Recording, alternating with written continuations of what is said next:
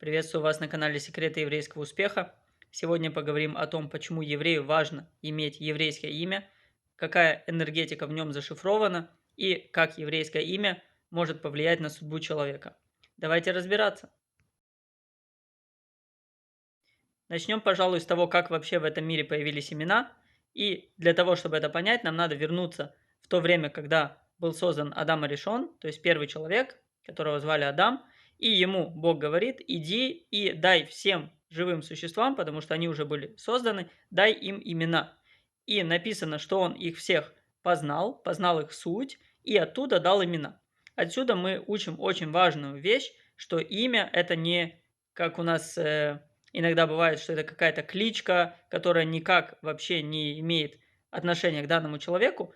Имя – это суть человека. Вот в чем его, как говорится, проявление в этом мире – это имя человека. И второй момент, который стоит также остановиться на нем и рассмотреть, это почему именно на других языках, а не на иврите, дать смысл в названии почти невозможно. Для этого мы должны обратиться, собственно говоря, а в чем разница между ивритом и всеми другими языками. И ответ будет такой, что иврит – это единственный язык, который передает суть предмета, объекта или явления. Все остальные языки – это договорные. То есть люди договорились, что если мы говорим там стол, такие буквы в сочетании в таком порядке, то это значит именно деревяшку на четырех ножках. А если мы говорим там, не знаю, слон, то это вот такое вот животное. Но это мы договорились. Иными словами, если мы завтра договоримся, что слона мы обзываем теперь столом, то в принципе ничего не поменяется. Главное, что мы понимаем, о чем идет речь. И вот в иврите это совсем не так. Если мы на иврите называем какое-то явление, животное или там имя человека, это однозначно дает нам понимание, какая суть этого явления. Допустим, самый распространенный пример, который приводит, это на иврите собака это келев, если перевести это келев, как сердце. Как у нас говорится, собака лучший друг человека. Так вот, на иврите значение слова собака именно передает всю глубину проявления того, что вложено в данное понятие. Поэтому, когда мы говорим об имени, то очень важно для еврея, понятное дело, иметь имя еврейское, только потому что на иврите можно передать суть и смысл данного понятия, и это отображает суть человека, и очень часто даже влияет на его судьбу, влияет на его характер и влияет на многие-многие другие вещи. Теперь перейдем немножко к более конкретным деталям.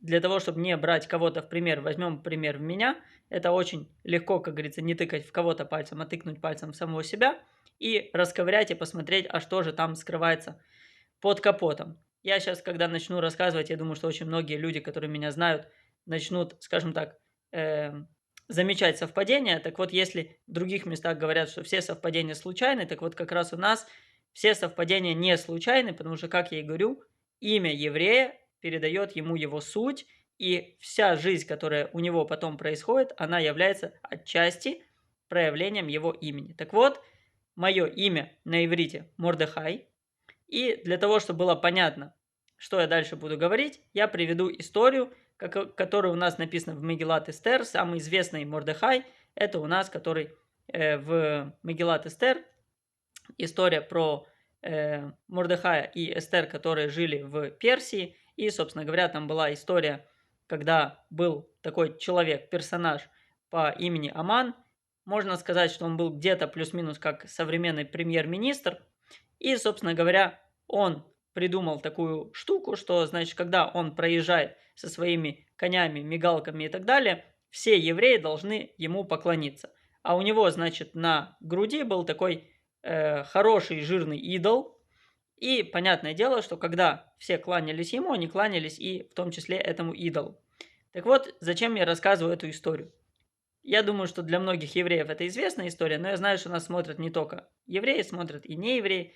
Так вот, все поклонялись данному персонажу Аману, но был один человек, звали его Мордехай.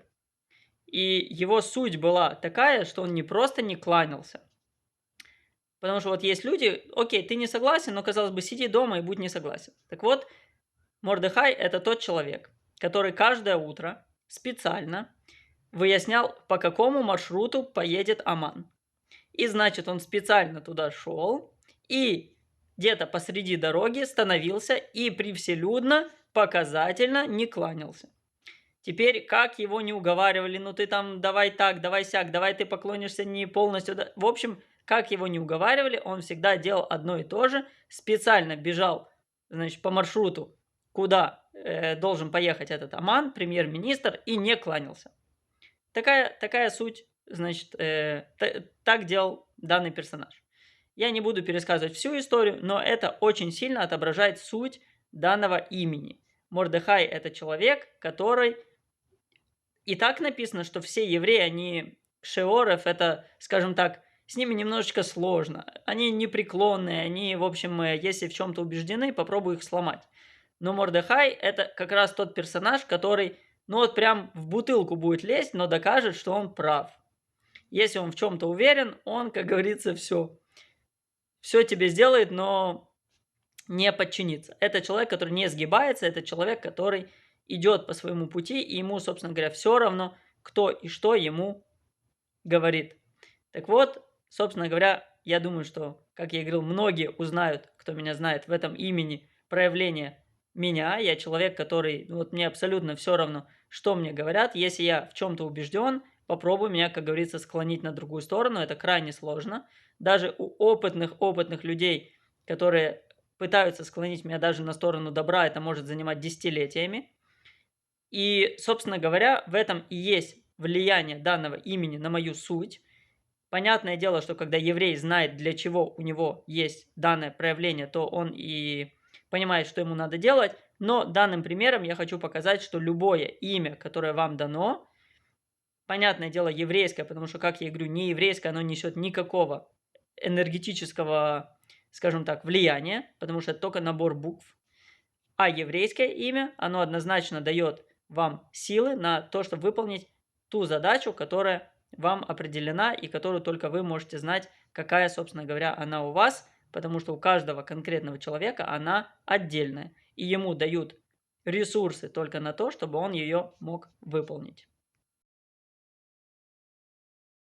Еще одно важное свойство еврейского имени, то что оно может быть не одно и может быть заменено в течение жизни. Так вот, если какой-то человек по какому-то, скажем так, стечению обстоятельств видит, что либо у него вот что-то совсем в жизни не складывается, или, не дай бог, он настолько заболел, что там угрожает прям смертельная опасность, то мы знаем из нашей традиции, что данному человеку можно не сделать замену имени, а можно дать дополнительное имя, и тогда он получит дополнительную энергетику для того, чтобы изменить свое текущее положение.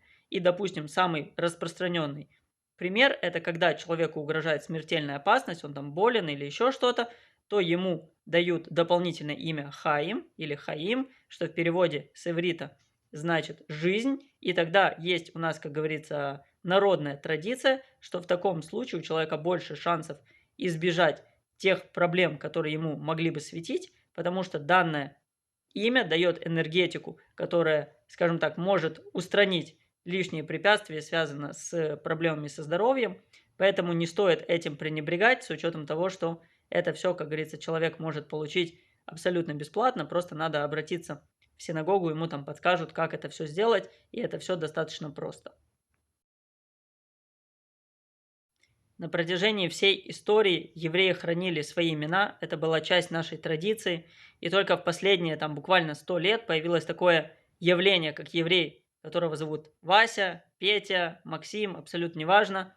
Такого не должно быть, и это, собственно говоря, является историческим фактором, который повлиял, то есть на нас давили на данной территории, на территории бывшего Советского Союза, и поэтому часть евреев было принято у них решение все-таки перейти на нееврейские имена. Это понятно, как говорится, почему, но надо возвращать свое, надо называть себя не по кличке, а по имени. И, как я говорю, евреи не могут, ну просто не могут звать Васей. Это невозможно. Поэтому я думаю, что какого-то еврея это заставит задуматься. данная энергетика, которую вы теряете от того, что вас не зовут еврейским именем, она, собственно говоря, мешает вам достичь многих поставленных задач перед вами, добиться, может быть, где-то успеха и так далее. Поэтому очень важно иметь еврейское имя. Это ничего абсолютно не стоит. По крайней мере, скажем так, женщине точно. Мужчине все-таки придется часть себя отдать для того, чтобы получить еврейское имя. Не будем уточнять, какую часть и откуда, но придется все-таки немножечко чем-то пожертвовать. В любом случае это того стоит. Как я и говорю, евреи всегда гордо носили еврейские имена, передавали их детям, и я надеюсь, что эта традиция на данной территории возродится, и уже не будет еврея, которого зовут там Вася, Петя и Максим, а будет Мордехай, Даниэль и Мойше, и чем мы, собственно говоря, будем гордиться и передавать это следующим поколениям.